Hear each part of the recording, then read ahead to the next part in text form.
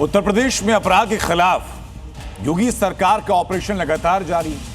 अपराधियों का bullet treatment होता है, उनकी काली कमाई पर कानून का हंटर चलता है। बुलेट और कुर्की और छापेमारी ये सब पैरेलल जारी है और संदेश एक ही है कि अपराध यूपी से खत्म होना चाहिए।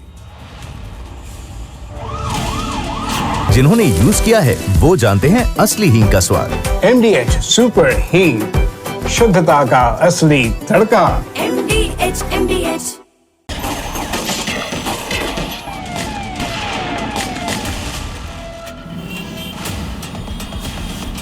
और जो संकल्प लिया था कि माफिया और अपराधी के लिए जगह यूपी की धरती में या तो जेल में होगा या उसको जहन्नुम पहुंचा करके रहेंगे। सीएम योगी ने यूपी में अपराध का नामो निशान मिटाने का जो संकल्प लिया था, एक एक कर वो हर संकल्प पूरा होता दिख रहा है।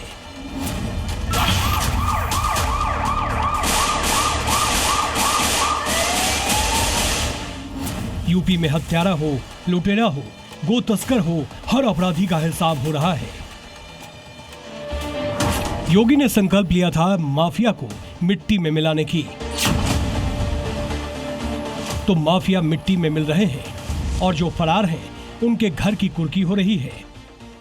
जो मुजफ्फरनगर में राणा हाउस में ईडी की छापेमारी चल रही है, उस राणा हाउस में जहां पूर्व सांसद कादिर राणा, पूर्व विधायक नूर सलीम राणा और पूर्व विधायक शाहनवाज राणा के आवास हैं, यानी उत्तर प्रदेश की सरहद में अगर कहीं भी अपराध किया तो भागना तो छोड़ो, पैरों पर चलने लायक भी नहीं रहोगे। ये योगी फोर्स की गारंटी है। अब माफिया हो, पेशेवर माफिया हो या बेटी और व्यापारी की सुरक्षा के लिए खतरा बना हुआ कोई गुंडा हो, इनके लिए दो ही जगह, या जेल है या जहन्नुम है। इसके अलावा तीसरी कोई जगह नहीं है इनके लिए। अपराध कहीं भी हो, अपराधी कितना भी शातिर क्यों न हो, यूपी पुलिस का शिकंजा लगातार कसता जा रहा है।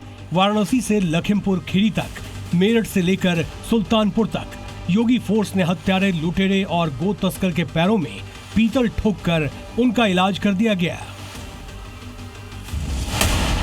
वाराणसी में छात्रा श्रेया उपाध्याय हत्याकांड में बड़ा खुलासा हुआ है।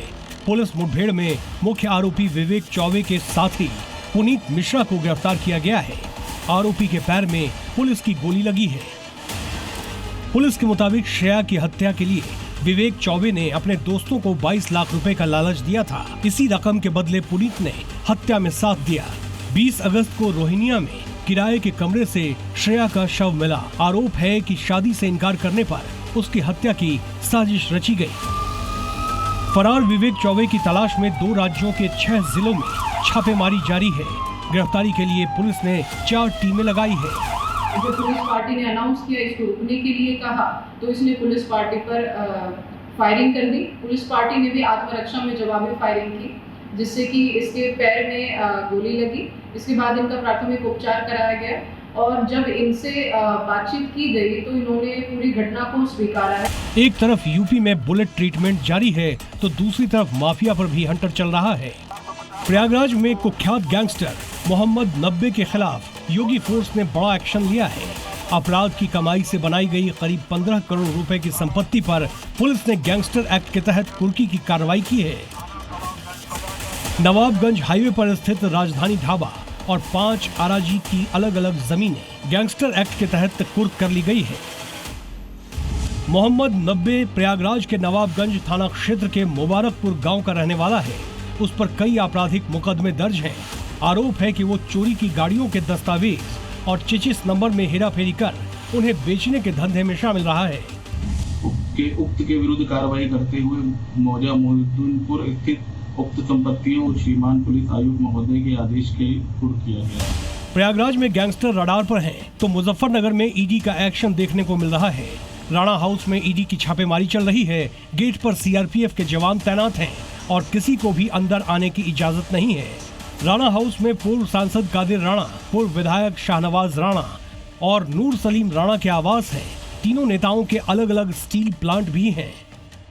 अब इस समय हम राणा हाउस पर मौजूद हैं। आप देख सकते हैं किस तरीके से सुरक्षा कर्मियों को तैनात किया गया है। बताया जा रहा है कि मनी लॉन्ड्रिंग के मामले में पूर्व विधायक शाहनवाज राणा के आवास पर ये पूरी छापेमारी चल रही है और अन्य जो उनके संस्थान है, एक अखबार है लोकल, उस पर भी छापेमारी चल रही है। यानी योगी राज में अपराध किया तो बुलेट ट्रीटमेंट तो होगा ही, अपराध की कमाई पर कानून का हंटर भी चलेगा।